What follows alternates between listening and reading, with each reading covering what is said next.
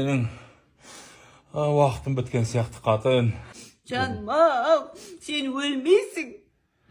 Әлі талай немеремізді бағып, 100 жасқа келген юбилейімізді тойлаймыз әлі. Qатын, мені жақсылап тыңдап ал. Мен өлгеннен кейін басың бос болып ұзақ жүріп қалма. Ой, сен не айтасың? Байға тиіп ал, қатын. Байға тигендес қой? Иә. Жоқ, тыңда мені, қатын. Саған бойдақ болып көп жүруге болмайды. Ұзақ уақыт жүріп қаласың. Білем ғой сені. Бұзылып кетесің сен. Мені ана жақта ырза болып жатсың десең, оңғарбайға тиіп ал. Оңғарбай? Иә. Қай оңғарбай ол? Ауылдың шетінде аяқ жан оңғарбай ше, соған тиіп ал. О, қойшы. Қасымхан ше? Қасымханда нең бар, бейшара. Өзімен өзі жүрген жақсы адам ғой ол.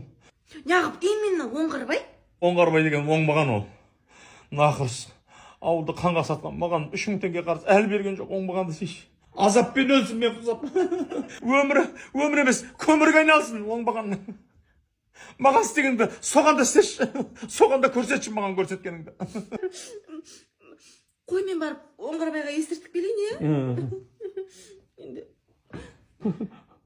Жаным, мен келгенше кетіп қалып жатсаң, аман есен жетіп ал жарай ма?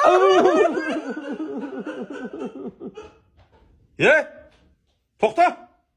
Қасымхан не сенің? Оңбаған сен оңбаған десең, запасной вариантың бар екен ғой.